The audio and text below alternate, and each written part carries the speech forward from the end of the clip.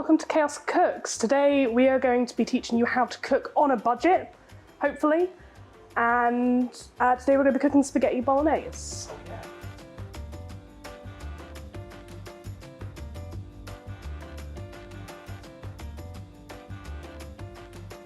Do you want to chop up an onion? I mean, I don't, but I know you don't want to chop up an onion. Always at home, it's my role to chop up the thing that makes you cry.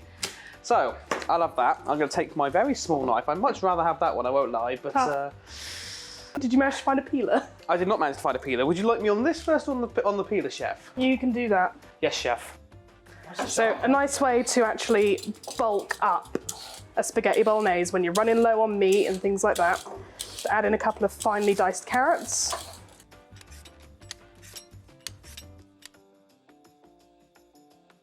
I've just peeled and topped and tailed the carrots, not cucumbers. Honestly, I went to banana in my head, so we got some lovely bananas here. It's great.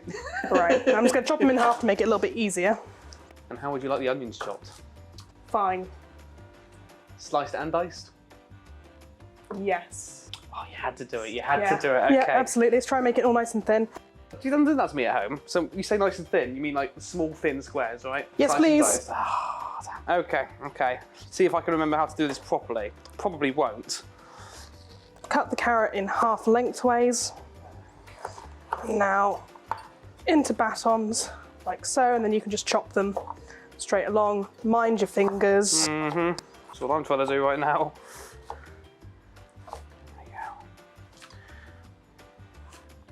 So, something I learned here from Mr. Ramsay, as we all know him very well. Three-finger technique, which I'm not showing off very well, I won't lie, but using the knuckle to try and keep the blade away from what you're chopping. Admittedly, should be using a bit of a bigger knife for this, but needs must and all that. Big kitchen knives are always the best. 2 cuts in. Oh, easy. This is where I start to go wrong. Horizontally, and then you can come back out and actually chop down. I think spaghetti bolognese was the first thing I ever learned to cook. It's one of those foods, isn't it, that typically in Britain I think everyone wants to know how to make. It's a bit of a staple, isn't it? But it's a really good base. Like, if you can make a spaghetti bolognese, you can make a lasagna. Yeah. If you can make a spaghetti bolognese, you can make pretty much everything. It's the same principles as even like a cottage pie. And obviously we're not trained in any way, shape or form to be chefs or cooking or anything. This is we're very self-trained. We both love cooking. Yeah, we're home cooks. Yeah. We do watch a lot of things online, we watch a lot of groups, we watch your typical sort of chefs like Gordon Ramsay. We also watch a lot of alternative sort of chefs that you don't hear every day, like there's a group called Sorted Food. Sorted. They're brilliant, but they also do lots of challenges. They have what they call 3 normals and then 2 chefs. But over the years, the normals have really come along and caught up, and they're doing this thing now where people have been questioning, are they really what you class as normal cooks or chefs anymore? So they're going through this badge process, and the chefs are saying, is your cutting up to scratch? And they'll watch them while they're cooking. They go, you've earned your this badge, and there'll be a thing at the end. But again, really good to watch them, and they do alternative things as well. They do cooking on a budget, lots of different challenges like that. It's really difficult to cook on a budget, especially if you're trying to make things taste really good. Like, it's fairly easy to make an average meal. What we're doing here, obviously, we're not going fully traditional or by any particular recipe. We're simply trying to do a use-up of what you'd have sitting around the kitchen or what you could find cheaply in a supermarket. And it may not be traditionally correct, but it will still taste good, we hope. It'll taste good, I'm cooking it. Yes, chef. And that's what I like about cooking. You can just change things up. And I think we managed to do this quite a lot at home ourselves. Yeah, and it can be an easy 15-minute meal. You don't have to spend forever cooking it. Yeah, so that's one thing that I've noticed since we've lived together, is that you've taken meals that I've always thought, oh, that's going to take effort, oh, that's going to take a lot of time, and you're done in like 10 minutes. I'm like, wait, what? I've just got, in that 10 minutes, I've managed to grab a drink, I've managed to sit down, I've managed to put the TV on, switch it over from whatever game console we were playing, thinking, I've got a minute or two, because of course I'm not helping for some reason. And then I'm told, right, get the tables ready. I'm like, how have you cooked all this? You have. It's quite fantastic. Nice diced carrot. Oh, lovely, very nice, very nice. Look at that, that's looking beautiful. Actually, something I discovered recently is a really good alternative to onion, if you don't happen to have an onion at home, is celery. Really? Yeah, that's that spaghetti bolognese we had the other day. You didn't have any onion in it? Didn't have the onion in it, we had celery in it. Yeah. She knows what she's doing. She knows what she's doing. Sweat it down nice and early in the pan, just before the meat goes in, works really well. I think it's safe to say as well, so I don't like celery at all. Love it. I really don't. You love it. Love but in a meal, the flavour of it disappears. It obviously goes into the meal, but you won't taste it. Yeah. Like onion, it helps accompany everything else, bring everything else together. So don't shy away from something just because you don't like it. Because going into a meal like this and it's getting cooked out, it will change the meal, and it's always something to keep in mind. It's like I wouldn't eat a raw onion, personally. So, oh, look at Pudge being all professional. I'm just grabbing bits with my hands. Yeah, I'm at that point now. That was not working, is it? Right, so we have got a couple of tubs of mushrooms. Yes. Again, these are on. They were both reduced. Both yeah. reduced. Perfect.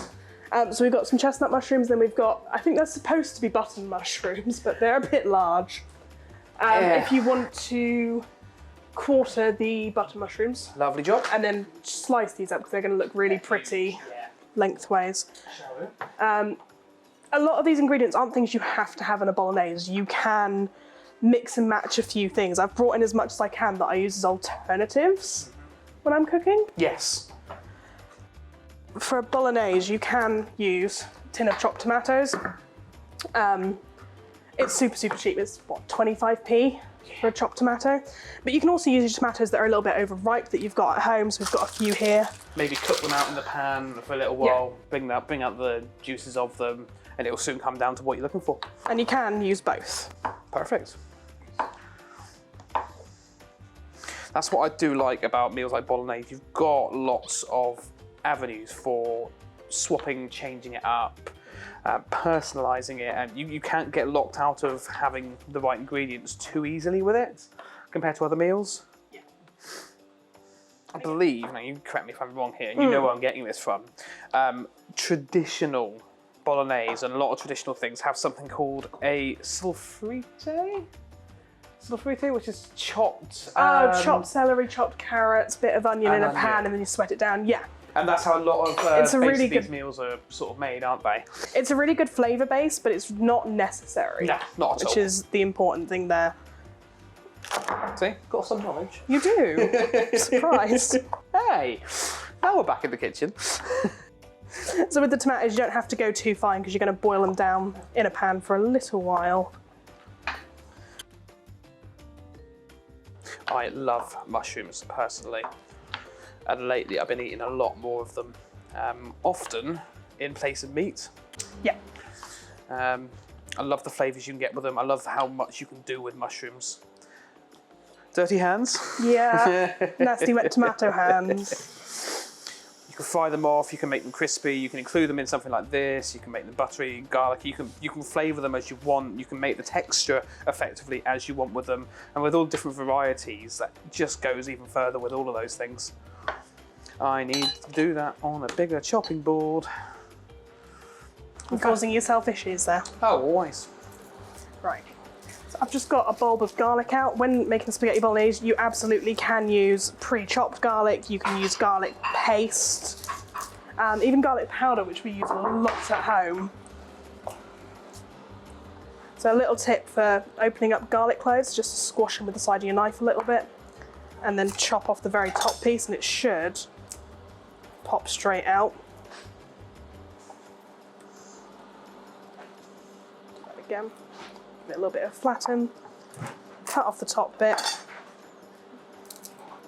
Right, so if we cut it sideways, being again very careful with your fingers, take everything at your own pace, don't rush yourself.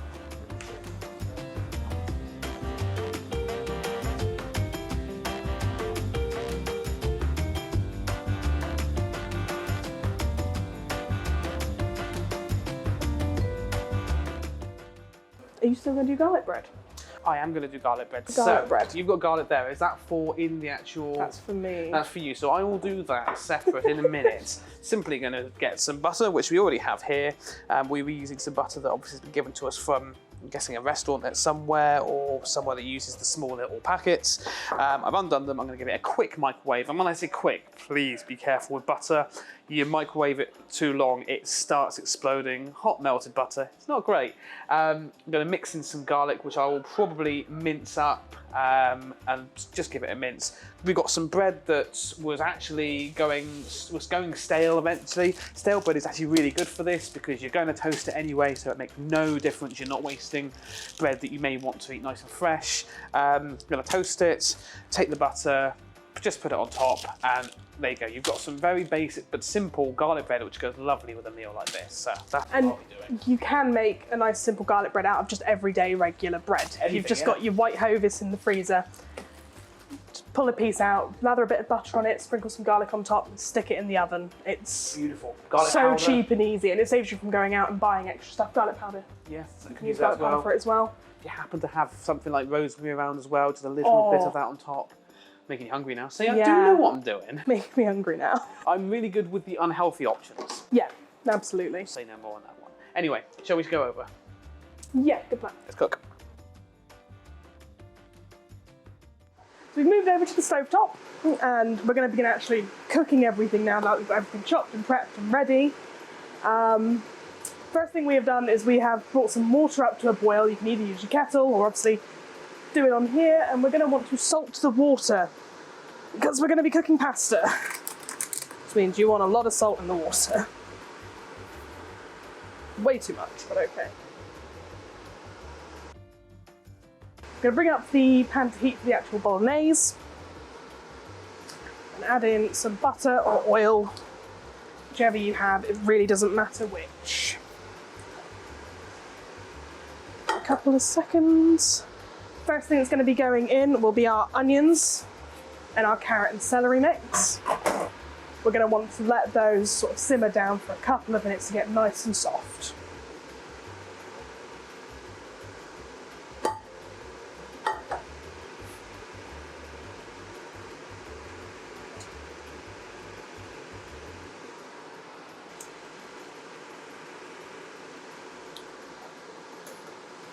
Now that the pan's nice and hot, we can actually start adding things in.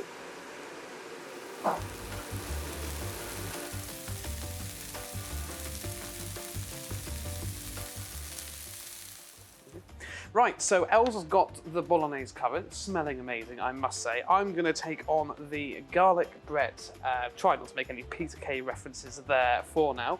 So what I've got is I've got this bread that was going slightly stale. Like I said, just right really for using for anything toasted. It may not be good so much fresh and uncooked, but for toasting, you won't know the difference and it saves wasting some bread. We've also got some butter, which I have microwaved ever so slightly in the microwave, not too much. This was about 10 seconds. Any longer, you might start getting it to explode. It makes a mess and it burns, and you want it still a little bit solid and just spreadable. I've diced up some garlic, much like Elz did earlier, as fine as I could, and mixed it in this butter. Along with some of this sliced sourdough bread, I've spread it of the butter very generously onto the bread, purely because it's garlic bread. It's not the healthiest of things. You see it in a supermarket, you can see just how thoroughly it's been spread on. You're looking for flavour here. So I put it on this bread now, and then about 5 to 10 minutes in the oven, you should have some lovely garlic bread to go with the bolognese. Fantastic.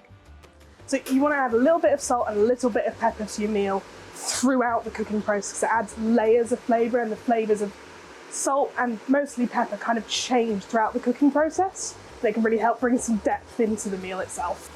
So for your portions for pasta, you want about a penny-sized cross-section.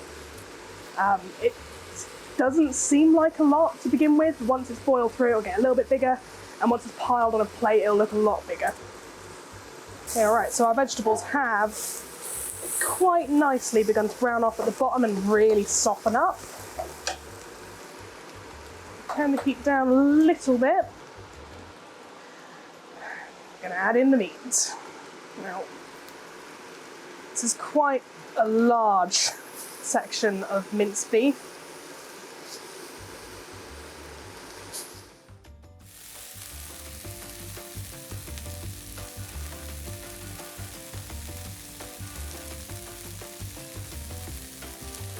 Once you've got your meat in, you really want to let it brown before you begin doing anything else or adding anything else. Just make sure that the meat itself is sealed and isn't going to be transferring any juices and things like that into any other part of the dish. Right, so our mincemeat is now almost fully browned. I am still seeing the odd little bit of red in it.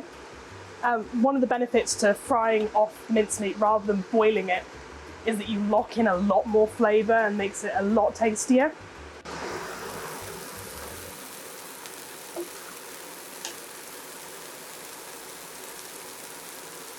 Right, so that's looking fully brown. There's no red left in there at all.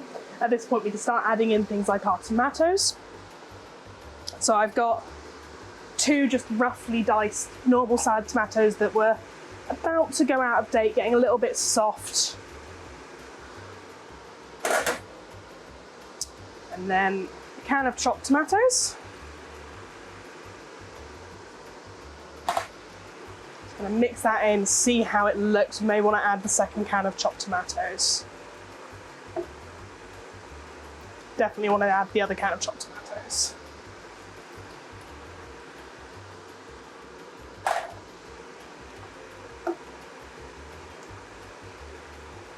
So until it's safe to taste it, I'm not going to add any more salt or pepper. I'm going to give it a little bit of time just to heat up and fry up a bit more before I start sticking it in my mouth. What we will be adding is some tomato puree. Now what this will do is it'll just kind of help thicken it up a little bit, and it also makes it a lot more red. You want maybe a tablespoon to 2 tablespoons tomato puree.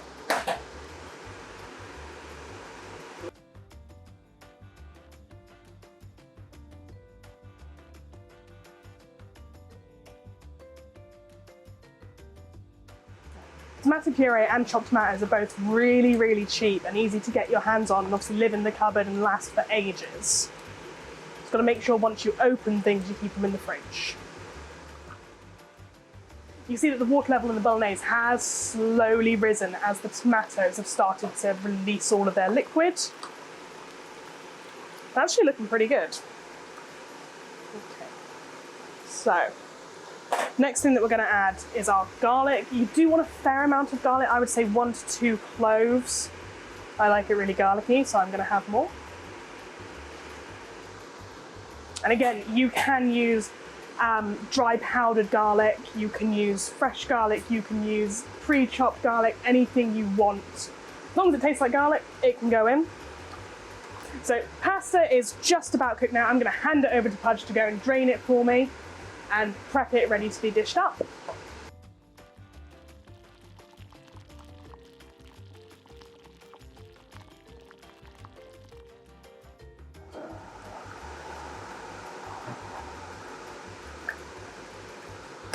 Alright, so now the next thing that we're going to be adding to this is mixed Italian herbs. You can of course add fresh herbs to this if you want, and you can add individual herbs as well.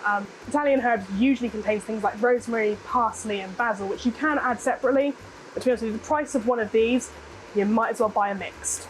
I'm probably going to add about 2 tablespoons worth. You can of course measure if you want to, but I find it's easier to cook just by guessing. Okay.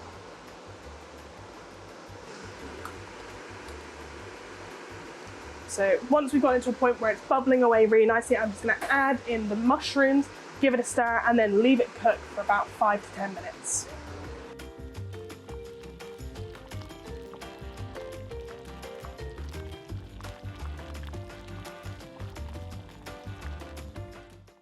So now that all the mushrooms are in there, we're going to give it about 5 to 10 minutes to simmer down, and then we're going to plate up. Alright, so we're just about ready to dish up now. We've got our spaghetti, our bolognese, and Pudge's amazing garlic bread. Oh, thank you. Can I just say yours is smelling amazing. It smells so good. It does. Lunch is served. Yours smells almost as good. One little lesson that we have learned today is don't let your pasta sit around too long. It clumps. It clumps up a little bit. That's okay.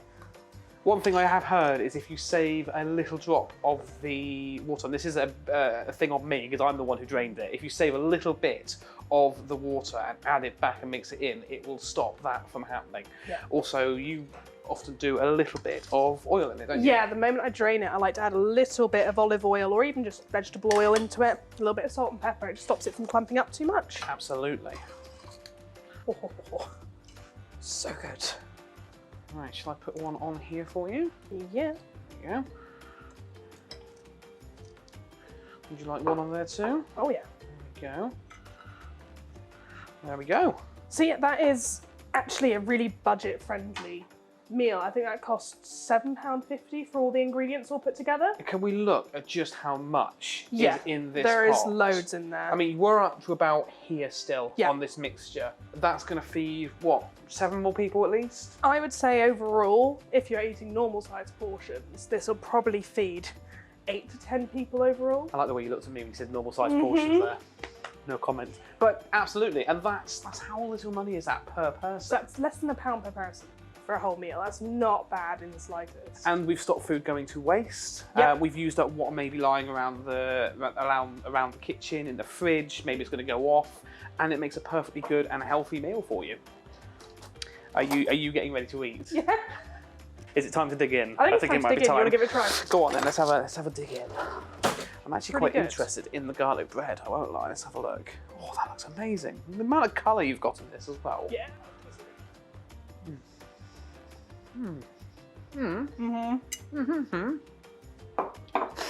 So, question: what are you cooking tonight? You can absolutely add a little bit of cheese to the top of this if you want to. We left it out today. I think usually at home we would add a little bit of either a cheddar or maybe even Parmesan, depending on how Just fancy we're feeling. Yeah, same with the garlic bread.